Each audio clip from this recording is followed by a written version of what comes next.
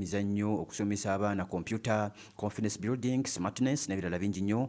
Peak Hill Primary School balina ebisulo bya mulembe nnyo. Bakubire ku simu 0754 42 21 13 oba 0702 45 6476 banafa Peak Hill Primary School abalamuddeko wano. Kale kansooke nkuwa Mpigi Mixed Secondary School somera dene boarding lya one A-level basomesa liri ku musingi gwa busiraamu nnyo n'abalamu enamwena mwanirizibwa. Abasomesa babatendeke ddala kuva ku senior esoka paka ku senior ey'omukaaga mwena mujja bawandiise. Ebisulo bya mulembe balya bulungi basula bulungi bambala bulungi basomesa ne vocational skills. Abasheekh ne basheekh ati bonna weebali balina ne UNEB center number weziri. Mpigi basangibwa Mpigi Mixed School basangibwa mu town y'Empigi mwenyini mu district y'Empigi kuba ku simu 0702 48 31 oba 0772 45 57 78 bibanafe abampigi Mixed Secondary School sinza kwata simu ndala nemu newowofa. You're in the mix. Mawulire ku mawulire ebyafaayo All day long. okunoonyereza ebyaliwo oba ebiribaawo. Yo. Bwino Munnamasaka Yusufu Muhammad Kinobe This your boy, right? Omuzirandiga yeewuunyisa.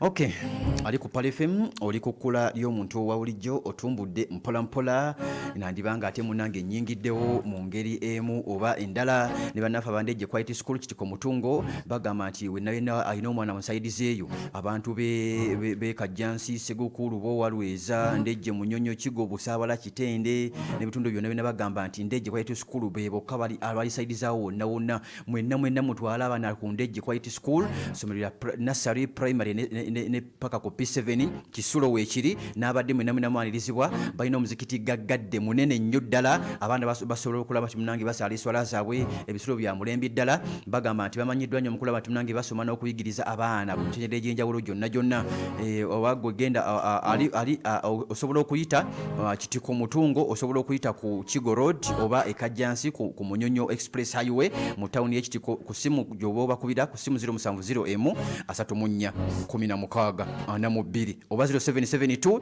34 16 42 bebanafe aba Ndejje Quality School. Mugande wange ali awo Ndejje musomesa wange Sheikh Sulayit yali awo kasozi awe kambuke Ndejje awo gamba otya munnanga okulufuka bade kulaba nti ate oli ku Pal FM oli ku kkula ly'omuntu wabulijjo mpola tugenzeko mawanga ag'enjawulo bananga. Omusajja Trump ebigambo byo biwulira mbireeta bannange byendeese leero omusajja Donald Trump wakati nga abantu beekalakaasaamukko munda mu ggwanga eri Amerika nga bamugamba bahawulira omulanga gwa Putin Vladimir nga abantu bagenda bazuukuka munda mu Europe wakati nga kamera era ojja kwebuuza lwaki ennaku zino bali nnyo ku Irani n'abali bonna bali ku Irani.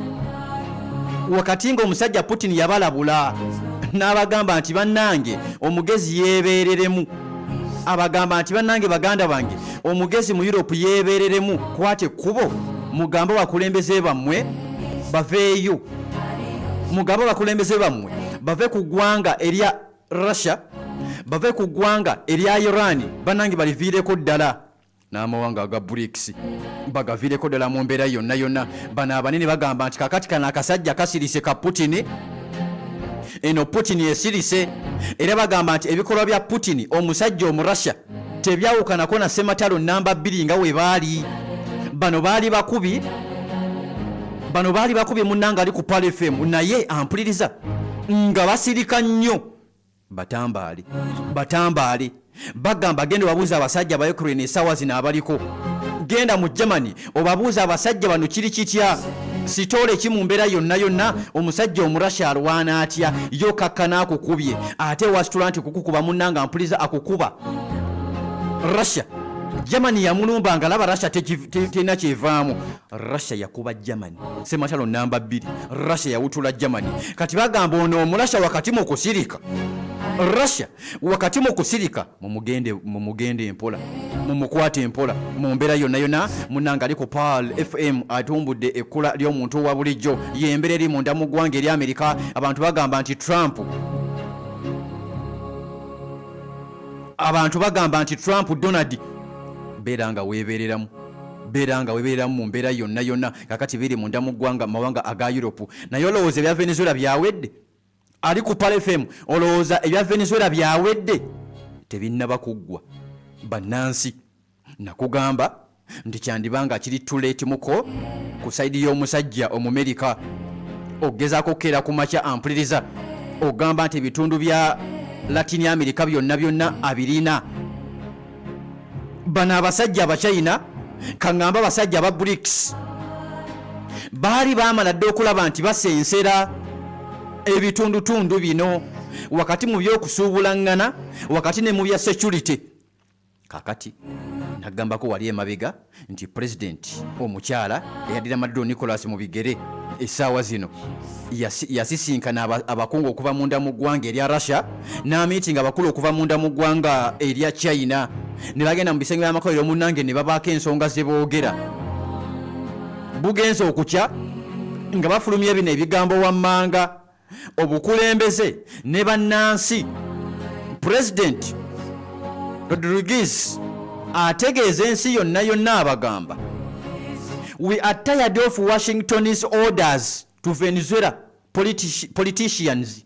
Anti owulira tukooye order oba ebiragiro by'abasajja wagamba kino tule bategeeza abasajja b'Amerika by'abasajja b'Amerika nga babiteeka mu bannabyabufuzi abali munda mu ggwanga erya Venezuela. Bannange tubakooye.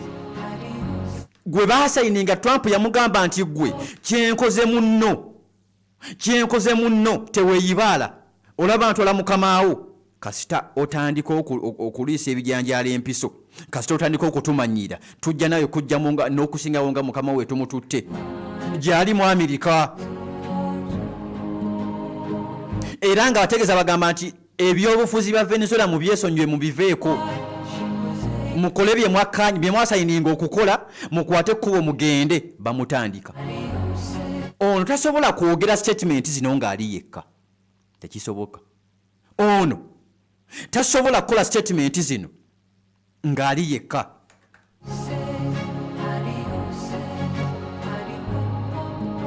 Era ategeeza agamba tugumiikirize ebbanga ddene, tukoze bye tukola ebbanga ddene, mwatuswaza ebbanga ddene, tubikooye. Kakati nno warning bamugamba egenda eri abakulu, warning egenda eri omukulu mu mbeera yonna, egenda eri omusajja. Abasajja b'Amerika babagamba nti mutugende empola, bannange mutukwate empola mu mbeera yonna.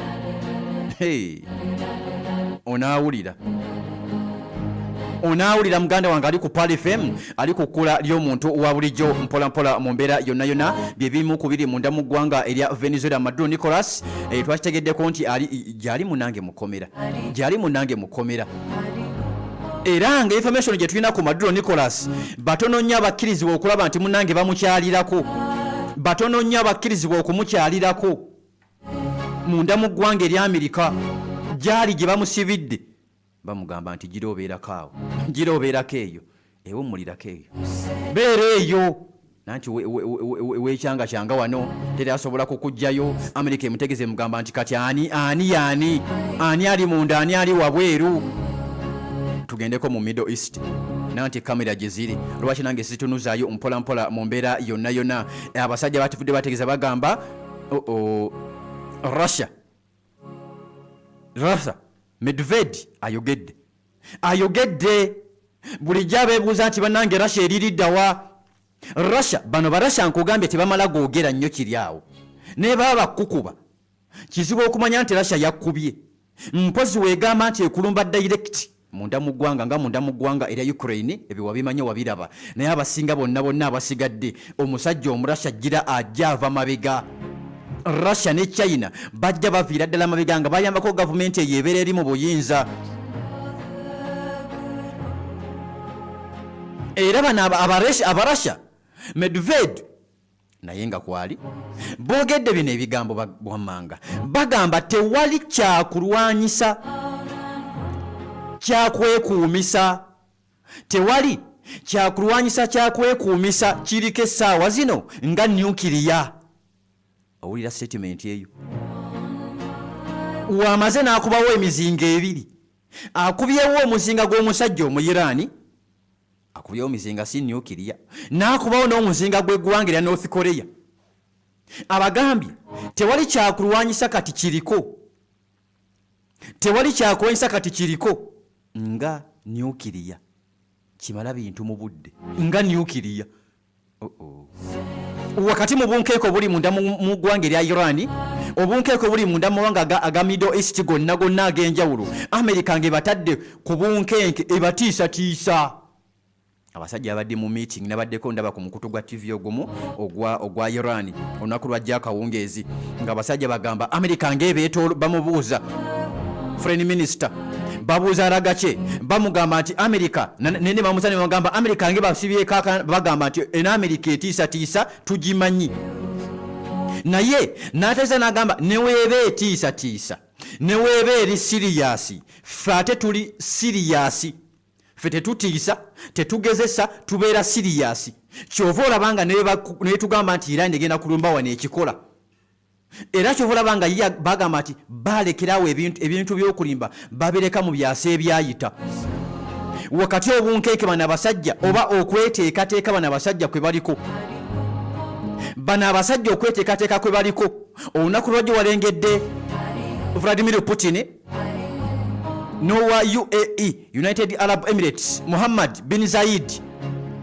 bamitinzeemukko mu Kamuchaka gye babadde balina ensonga ze boogedde njagala weegendereza ekibalo ali ku Pal FM nakugambye gano amawanga in fact Nuhu yabibagambyeko ejjo Inside Story ndoza mwabiwulidde amawanga aga Middle East agamu galabuse gategedde omukulu omuyirani Ayatullah kikyasobola okukola era kikyajja okubakola yalabuse galabuse ono wa UAE yemu ku nsi ezaali ziri awo nga ziri awo era ng'olowooza tebaagala na ggwanga lya Iran naye baatandise okuvaamu omwasi baategedde kiki kye kitegeeza era baategedde we bajjawo Iran ne bagikuba kiki ekiddako ku bo baakitegedde abamu bakyebase. Uliriza akabinja the Iraq Badr movement led by Hadi al-Amiri boogedde nabo ejjo nakugambye akabinja akali mu Iraq aka Hizbullah akali mu Iraq kakati ne bagamba nti omukulu w'abayizibula bali mu Iraq yabagambye muwagale ebijambiya muwagale zimizayiro muwagale buli kyakolesa kyonna kye tulina tuwolekera olutalo wakati nga bagenda okulumba counterpart waffe bagenda okulumba mukwano gwaffe neyiba waffe kyali waffe omusajja omuyiraani bagenda kumulumba muwagale ebijambiya muwagale ebyokulwanyisa mu bitokose mizayiro muzimukumemu obupesa mbukubeko enfuufu bannange tuwolekera olutalo omusajja aleese ebyokulwanyisa mu Middle East tuwolekera olutalo ekiri ewaneyiba we bavaayo kidda waffe abayiraaka baategeera kati waliwo akabinja akalala akavuddeyo nagga obubinja buno obuwulira waliwo akabinja akalala mpuliriza ali ku Pal FM akavuddeyo Iraq Badr movement kagambye yenna anaalumba eggwanga erya Iran naffe tumweteekedde yenna anagezaako okulumba eggwanga erya Iran naffe tumweteekedde abasajja we baatudde nga bakuba mizayo z'omusajja omuyiraani emu ku emu bazikuba mu bufaananyi bagamba wanaayinawo nawo wabula kye baategedde Iran egenda okugamba nti nyina mizayiro ng'ate lwedde yakola dde endala esinga ku eno gyekuwadde gye yakasemba okuwa edduka kilometers omutwalo mulamba era nga bagamba nti ewuttula paka munda mu ggwanga erya Amerika. Ulirizaawo eno mizayiro tebaatugambye waweeri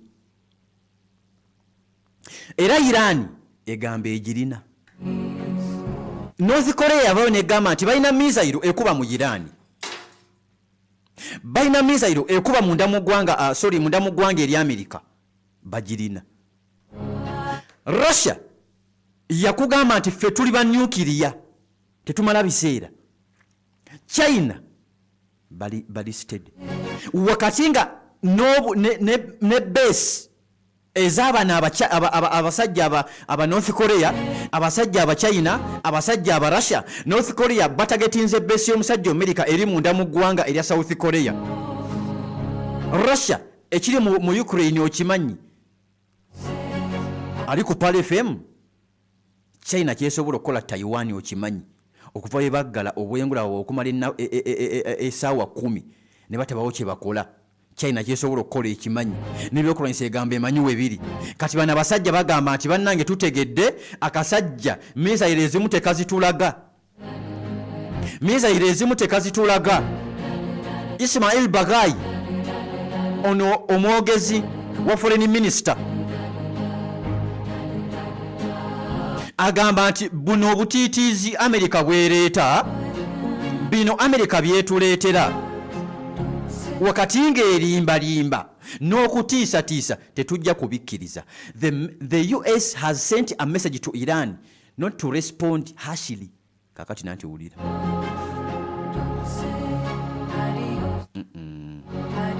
bamugamba nti sebo wetukkuba totuddiza nnyo. Bamugambye gezaako bugeza naati oli w'amaanyi gwe namba emu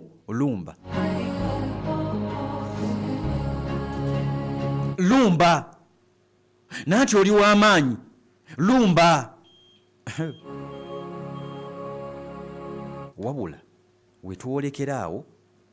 wetwolekera omusajja Donald omanyi ebigambo bye abatanaba kutegeera Trump asobola okugamba ngenda kukuba ekiro n'atakukuba naye alina olulimi olutiisatiisa n'okwogera ebitasaanidde mu bantu abali siriyasi. Oye Trump kizibu nnyo okumanya nti Trump ali siriyasi. Kigambibwa nti watuuka mu conference ng'abantu bambadde amasuuti bali siriyasi, atuuka mulimu watuuka n'ayogera ebigambo bitalina makulu. Trump Donald bamumanyiira alina ebigambo byayogedde nga bigambo omusajja Omuyiraani. Iraani amugambye owakula lutalo jangu tululwane, amugambye yafulumiza statement ndagamba nti Iraani bakkiriza bateese. Iraani emugambye olimba, leeta essimu gye twekubidde, leeta ekiwandiiko kye twewandiikidde, leeta we twakwanyiriza, olimba. Bannaffe aba Royal Healers bagamba nti gwe n'omwami alina ulcers, olina prostate, akumazeeko ebbanga mu mbeera yonna musajja wattu bambi tugenda mu kisiibo mukazi wattu alusazi twolekera ekisiibo toddamu kuzeekwasa mungu eddagala likuleetedde ate ku ssente entono ddala. Mungu oli mugamba nti saasi banayina alusazi nedda please kikomye. Nyina obulwadde mu lubuto bunemesa okusiiba jangu bakuwa eddagala. Abalina prostate onfuuyisa nakwesako masturbation ate susu wange mwenfuuyisa taggwayo abaawunyawunya banteekamu akapiira mu mbeera yonna jangu bakuwa amajani ga azima oba amajani ga hayati. Genda bagambye ku majani 2 bakuweeko limu azima oba aga hayati. Abalina sukaali pressure mwena eddagala lyammwe weeriri. Mu abaami baleese kye bayita Royal Honey mubisi onuuna munuune. Gwe nuuna omubisi ebisigadde obireke. Kano bannanga abantu bawa obujulizi ku nsonga eno. Abaami basanyufu bagamba bukyali bwanga lwa mmindi Royal Healers wakola kino waleeta era bagamba Pal FM weebale. Royal Honey mubisi atannagunuunako naye ng'okaaba ekisenge gwe yeekotogera ye gwe omugayaavu nnamba emu. Naawe omukyala alina omwami wo nga munnange yeebuzaabuza jangu okamugulire gwe okamutere ku mugaati oba okamunuunyise nga tategedde alowooza nunako mubisi yegogola ssenyiga kumba nuna kabisi kali kenyini kyama kyaffe. Mubisi onuuna munuuna ebisigadde n'obireka mu mbeera yonna. gwe nuuna sirika nuuna ekawungeezi ngomaze okulya ekyeggulo gwegenda mbuliri weebaka osirike yali akunyooma ajja gamba kuyita ssebo atafukamira nga ajja fukamira enkya mpolampola mu mbeera yonna yonna bali ku Namirembe Road ku mafuta ga Lubis kazimbe ka Volcano Bus Park duka namba 314 balina eddagala lingi nnyo lisobodde kulaba nti munnange ensoma mu mbeera yonna yonna kuba ku ssimu 0749 96 oba 0749 96 1409 bakubire kati delivery ekolebwa enamba ne ku WhatsApp kweri mu ngeri emu oba endala abali emitala w'amayanja mwe bansambu bijja mu mbeera yonna yonna basajja bayirani kakati ali ku Pal FM betuliko basajja bayirani betuliko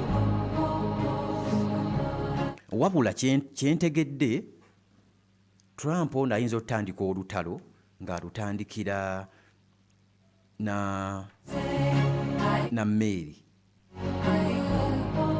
tanka luyinza okutandikira ku mazzi olutalo nga balwanira mazzi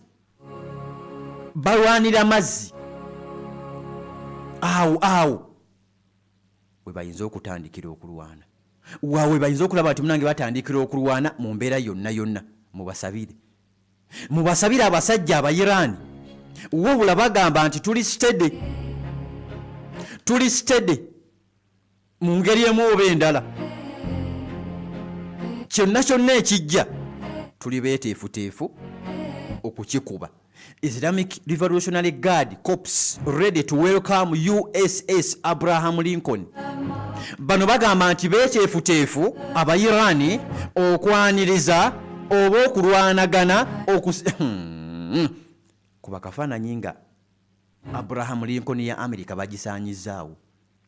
Kuba kafaananyi nga bagisaanyizaawo, Iran egamba twajeteekerateekera dda ekisobola okugikuba weekiri oba weebiri. Navy missile systems could turn life into a nightmare for the USS Lincoln Carrier Strike Group and its crews. Tujja kuba tulina missiles ezisobola okukuba USS Abraham Lincoln ebiriko n'abagiriko mwenna tujja kuba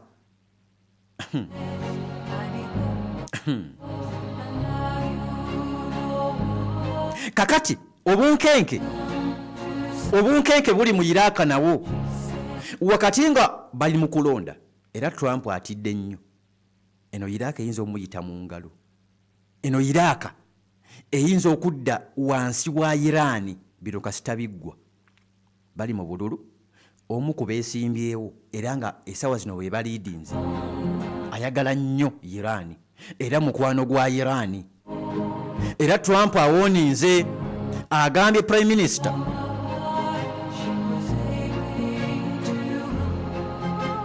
Al-Maliki amutegeza mugamba temukkiriza oyo eyeesimbyewo kuyitamu. We mumulonda nze mu Amerika muba mu ngobye munda mu ggwanga erya Iran.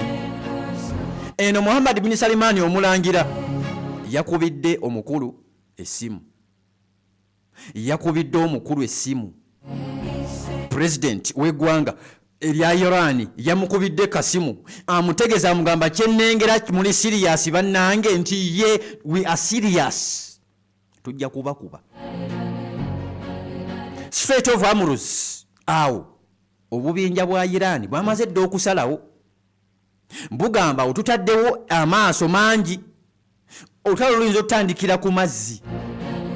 Abahuthi Abayirani bali mu kweteekerateekera zitanka bagamba nti eno tanka wo ku Strait of Hormuz wali ne mu Bab al-Mandab awo ku mazzi wonnawonnaawo. Abahuthi bagamba awo mutumanyi, mu nsonga ezo mutumanyi.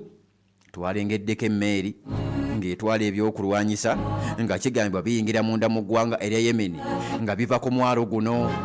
Ensonda ziraga musajja mu Iran eyazisindise nga zigenda ew'omusajja omuhuuthi nga zigenda ali ku Pal FM ew'omusajja omuhuuthi wakati nga Amerika eri mu kulawuna amazzi gano gonna n'obwengula okwetolola eggwanga erya Iran egamba nti abaana baffe bonna emmundu akagalo kali ku trigger ku mazzi tulisted mu bwengula tubalengera gwe bawaana asale obwengula ayingire Iran gwe bawaana ow'amaanyi asale ayingire eggwanga erya Iran oba w'amaanyi ng'oli musajja oba ng'oli musajja ng'oli ddala w'amaanyi sala obwengula oyingire eggwanga erya Iran ojja kulaba akanaatuvaamu.